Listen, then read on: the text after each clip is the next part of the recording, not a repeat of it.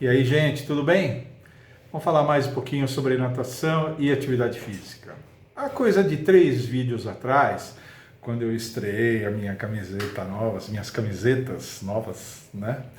Eu fiz um vídeo, finalmente fiz um vídeo sobre alimentação, depois de muita gente pedir. E eu falei sobre, claro, como era de se esperar, sobre os aspectos, muito sobre aspectos qualitativos da alimentação, o que a gente deve dar preferência. Não falei, como eu disse, nada de novo, essa coisa toda.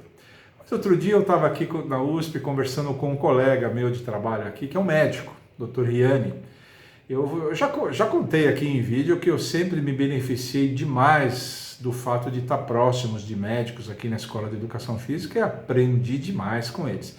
E tive uma conversa muito legal com esse Dr. Riani, e ele me falou de um aspecto que é em parte qualitativo, mas é também em parte quantitativo com relação à alimentação, que se refere ao fenômeno que os médicos chamam de esvaziamento gástrico.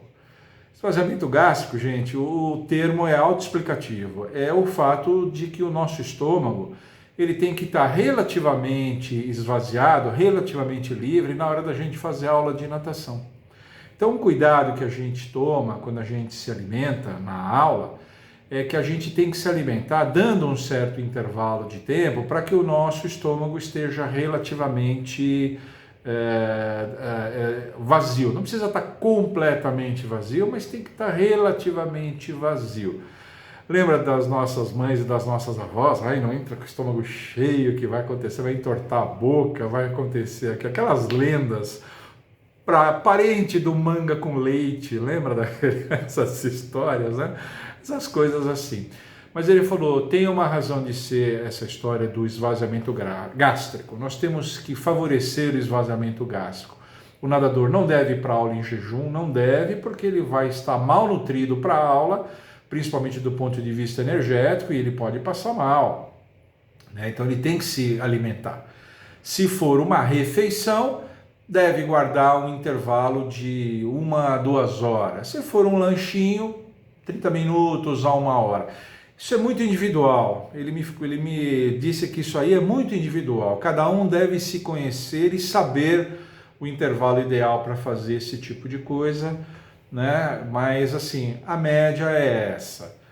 Agora, eu falei, tá, doutor, mas o que pode acontecer? Eu comer uma refeição, né, encher o estômago e nadar. Posso morrer, como diziam os antigos? Ele falou, Bona, o que vai acontecer é que pode haver um desconforto muito grande, um desconforto, e o que pode acontecer é haver refluxo, né? E esse refluxo pode evoluir para um refluxo realmente intenso, e o grande risco do refluxo é o indivíduo aspirar esse refluxo. Esse é o problema da natação em especial, e por isso que a gente deve zelar pelo esvaziamento gástrico. E a natação tem 3 componentes complicadores, olha só, 3 componentes complicadores. Em primeiro lugar, é um esporte feito dentro d'água e a pressão hidrostática feita sobre o corpo ajuda a comprimir o estômago e favorece esse refluxo gástrico. Essa é a primeira coisa. A segunda coisa é que é feita na posição horizontal, a natação. É o único esporte que é feito na posição horizontal. Portanto, o refluxo gástrico de quem está fazendo atividade física pouco tempo depois de uma refeição, seja ela um almoço, uma janta ou até um lanche rápido, a possibilidade é maior, porque está na posição horizontal que favorece esse tipo de coisa. E tem um terceiro elemento que favorece também, que é o uso intenso da respiração, aquela respiração invertida, inspirando pela boca, ou solta pelo nariz, pega pela boca, solta pelo nariz, e a respiração e a digestão compartilham essa porção inicial aqui. Então, tudo isso pode favorecer o refluxo gástrico, e um refluxo pequenininho, nem é tão grave assim. O problema é o risco dele inalar, porque se ele inalar esse refluxo, esse material do refluxo vai para as vias respiratórias e o indivíduo ganha o que se chama de pulmão inflamado. Os médicos chamam de pulmão inflamado. Ele tem que ir para UTI ser entubado. E aí corticoide, enfim, fazer essas coisas e tal. É um quadro relativamente grave. Apesar de ter um início relativamente simples, é um quadro grave, essa inflamação pulmonar, que é parente da inflamação pulmonar via viral do Covid. É uma inflamação também. Só que é uma inflamação porque o indivíduo aspirou, né? Ele aspirou esse refluxo dele. Então é um quadro relativamente grave. Então veja a importância de que o nadador não só tenha que levar em conta os aspectos qualitativos da sua refeição, mas os aspectos quantitativos. Não deve se alimentar em grande quantidade, de jeito nenhum, e esse resguardo, né, de 1 a 2 horas, se for uma refeição, um almoço ou um jantar, e de 30 a 60 minutos, se for apenas um lanche, é exatamente para isso, para evitar esse tipo de coisa. Então veja que há um fundamento nisso, existe um fundamento nisso.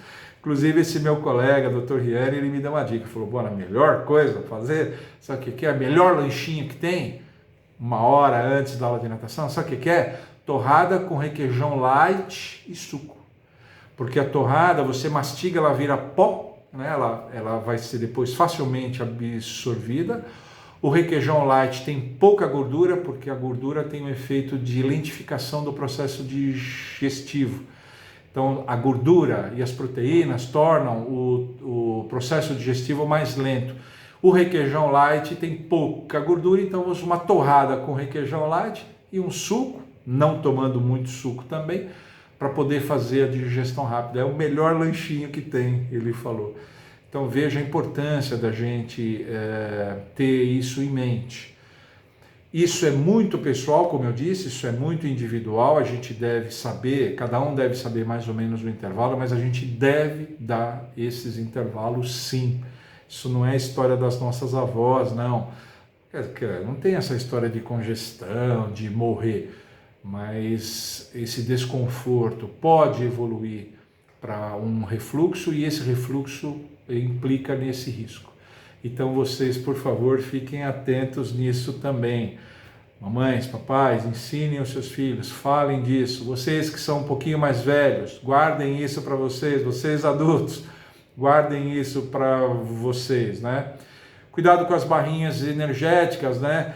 Tudo deve ser consumido com muita moderação. Barrinhas energéticas costumam ser inócuas porque elas são pequenas, né? Você não pode falar, não, barrinha energética não faz mal e comer mais 5. Não deve fazer esse tipo de coisa.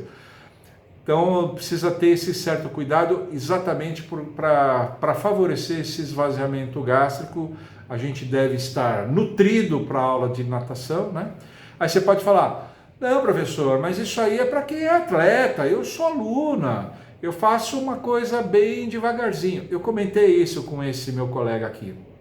E nós chegamos à conclusão que todo mundo deve zelar um pouco por esse esvaziamento gástrico. Sabe por quê? O aluno adiantado, ele não tem tanto problema de respiração, né? Ele já domina esse processo respiratório, mas em contrapartida as aulas dele são mais intensas. Ele respira mais profundamente, ele fica mais cansado, ele dá tiros, ele faz tomadas de tempo, ele faz trabalho não só de resistência, mas de velocidade. Então ele respira muito mais intensamente, o aluno adiantado, apesar de dominar o processo respiratório. O aluno iniciante, por sua vez, ele faz uma aula não tão intensa. O aluno iniciante ele faz uma aula que é mais de educativos, de exercícios, para muito, faz aula na transversal, ele para ouvir explicação e correção do professor, etc. e tal. Mas em contrapartida é o aluno que ainda não dominou completamente esse processo respiratório, esse processo de inversão da respiração, pegando o ar pela boca e soltando o ar pelo nariz. Então é o aluno que muitas vezes se engasga, é o aluno que muitas vezes sofre de aerofagia. Eu já fiz um vídeo aqui a respeito disso. Então, por motivos diferentes, alunos iniciantes e alunos adiantados devem zelar pelo esvaziamento gástrico. Tá bom? Fiquem alertas com relação a isso. Achei muito bacana essa conversa e meio que complementa aquele vídeo sobre alimentação que eu fiz há 3 postagens atrás. Tá bom? Se você gostou, por favor, deixa um like. Se você não é inscrito ainda no meu canal, se inscreva, por favor, no meu canal. Divulgue o meu canal para os seus amigos que ainda não são inscritos, para a gente chegar logo. Quero chegar logo a 50 mil inscritos, gente. Vamos fazer a campanha aí pelos 50 mil inscritos, tá bom? E continue mandando as suas sugestões para cá, porque aqui nesse canal as melhores viram vídeo. Tchau!